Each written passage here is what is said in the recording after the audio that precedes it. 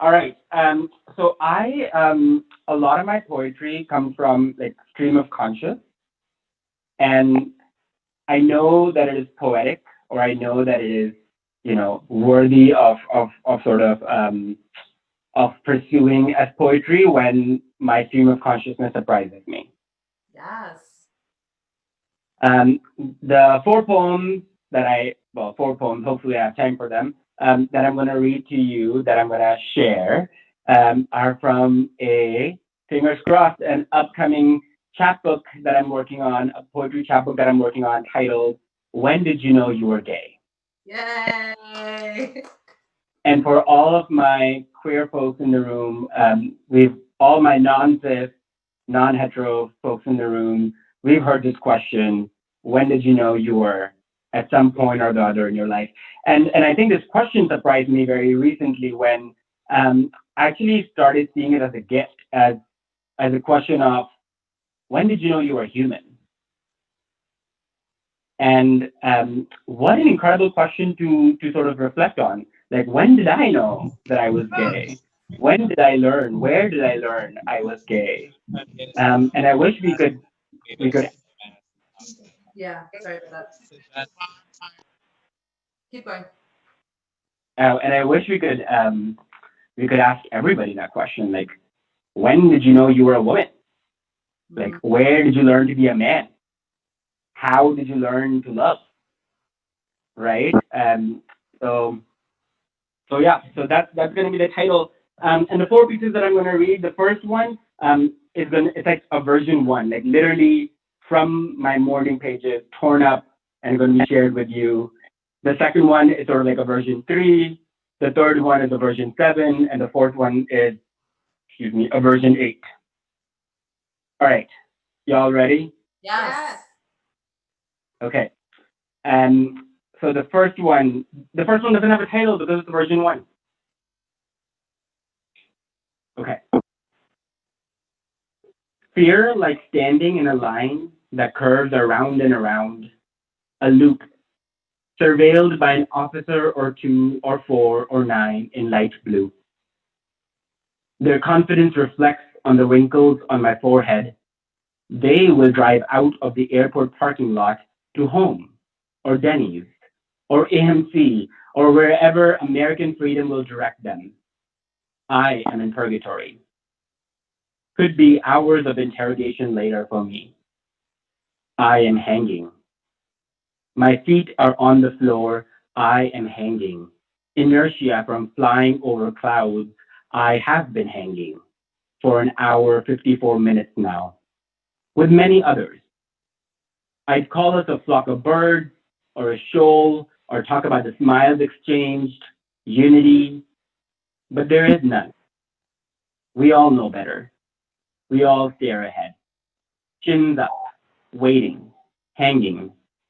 The silence of the sterile room makes its way to the bodies of 6 and 80-year-olds as well, who hang to the bodies of their mothers or fathers or on top of rolling suitcases. It's more like a factory conveyor belt of immigrants or aliens as the paperwork tags us. Alien first name, alien addressing America, immigration forms for non-resident aliens, aliens who can't have cell phones, aliens who can't have iPads or laptops while on the conveyor belt. And I don't have a book to read either. So now I resort to courtesy. Good afternoon, officer. Oh, my right fingertip? Yes. Oh, thank you, officer. Press my thumbs harder? Oh, I apologize for the incomeliness. Thank you, officer. Oh, you're typing away while staring at my passport and I-20 and I don't know what's going on and I'm nervous. But oh, thank you, officer. And then a loud stomp. Pa-bump. A stamp on my passport. One more time. Pa-bump. The officer lets me go. Not much asked. I point to the room they've taken me to before. You mean go there? Oh, I can go? Oh, okay. Oh, thank you, officer. Nothing else? Oh, thank you, officer. My second mother has never wanted me. She has cared for me and held me and screamed at me, kept making me prove my worth through visas and stamps that tell me what I can do, where I can do it, for how long, where can I go, if I can come back. And it's given me so much personal growth and maturity. Or did I grab it, seize it? It has always been mine. She makes me follow rules, but I don't care to write coherent stories. And I don't out of love for my readers so they can use their imagination to fill in the gaps. Or maybe I don't care about my readers. My writing is just for me. And who are you to tell me I am not enough? I have always been. You don't get to judge me or tell me to go back in line or it's not my turn yet, but this is America. It is American to keep me within the loop, surveilled by an officer or two or four or nine in light blue. And now I'm filled with stress and anger and resentment for my mother. I think I can blame the Quran for this. The Quran says, paradise is beneath the feet of your mother. Is this paradise? I've been under her feet, suffocating, jolting up at night, wondering if she'll kick me out now. Or maybe this is what paradise looks like all along. Maybe mothers can just be mothers, not gods, like humans be flawed, and I can love mine with her flaws. Mm, dang. Whew. Mm. Okay, number two.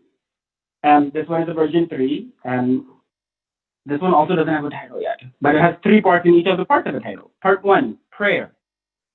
Y'all ready? Yes. Yes. Okay, part one, prayer. When I am dead or dying, so sick, and you finally have control over my well being, play Rihanna and Taylor and Beyonce and Miley, Britney and Ariana. I want to walk on sunshine, Leah Michelle's version, and ask you not to rain on my parade, also Leah Michelle's version. Play Imagine and Ekla Chalore and Gravity, Sarah Bareilles' version, and play We Shall Overcome, followed by Hum Honge Kamiyab. Make me comfortable with pillows and cutlery from home and mugs from cabinets, the one with no handles and the big blue one. Burn incense to mark beginnings of surgeries and essential oils when the sun sets. None of this is nice to have. It is necessary for me to heal or to die or to heal in dying. And if you can, don't get scared of tubes emerging from my mouth or my bladder exposed now as a plastic bag. Come in bed, lie next to me. Together, we can be still and stare at the ceiling fan. Hold my frail hands, my needles. Your grip will hurt and hold me tighter and closer. Come in bed, lie next to me. And even if I breathe loud between each syllable, talk to me about your pain and the morning coffee. Even on my deathbed, I want to be human. Part two, kneeling. One thing I have learned, your compassion, it's evil. Oh, how awful their pain. Oh, how awful Syria, Palestine. Oh, how awful the boy they stomped and stayed on his neck. Oh, how awful the baby he rolled up on our shores. Even on my deathbed, I don't need your pity. Part three. At graveyards near the ocean, does death float away? So even if you buy a red oak casket for $8,300 on burial.com, in 30 days, my tendons are for maggots and my ligaments dust. And if you cremate me in Houston, my bones calcify and turn into pasty cremains that a summer gust will pick one at a time. I'm a rosary, beads skipping on the water of the Gulf like stones, crashing onto rocks like friction. I pray to my God, or any God, or to me. Release us of the pain we've caused ourselves and I've carried in my belly. However you choose to bury me, or burn me, or digest me, my thick smoke or dust will become the breath you breathe, and together our breath will move clouds rolling on beds of pink skies, pink that will eventually bow to grayness when at the horizon, everywhere, the earth unstitches, and the ordinary God continues along, and moments become minutes, and minutes become centuries, and I become you, and we become and become and become. Yes. Beautiful. Okay, number three. Do I have more time? Sure. Okay, number three. This one is a version 7. Great. This one is called Mirage. I only know how to be too demanding while asking for what I need.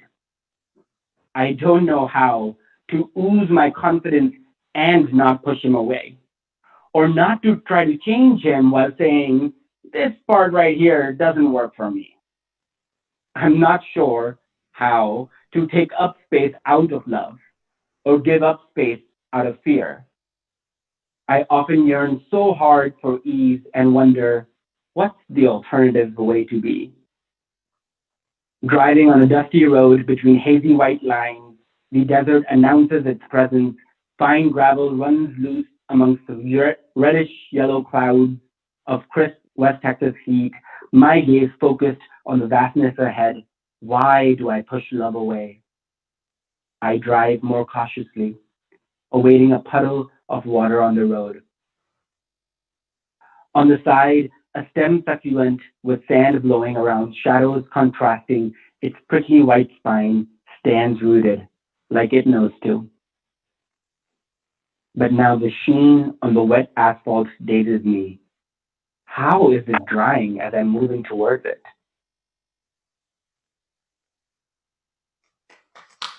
Ugh. Okay, and the final piece is called Plea.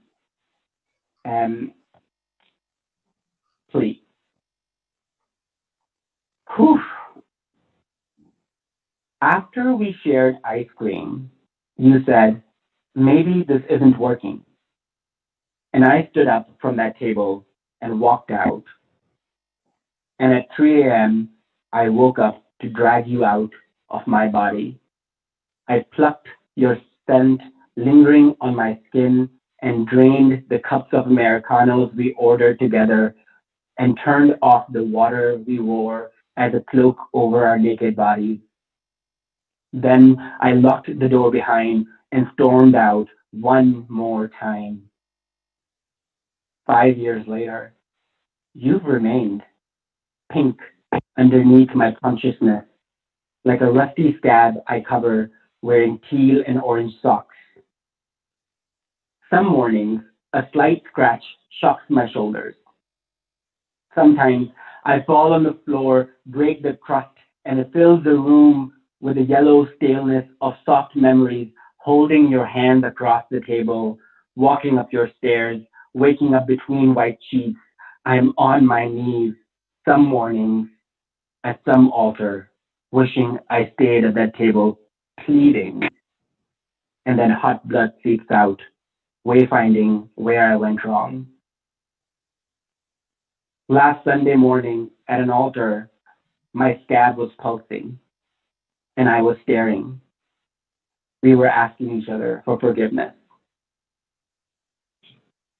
Woo. Wow.